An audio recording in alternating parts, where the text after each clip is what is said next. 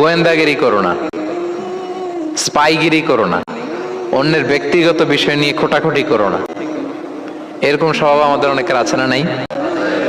অনেকে দেখবেন যে অনেকের প্রাইভেট বিষয় নিয়ে খোঁচাখুচি করতে সে বড্ড মজা পায়। আছে এরকম? এটা হারাম। আওয়াজ করে বলুন, এটা কি?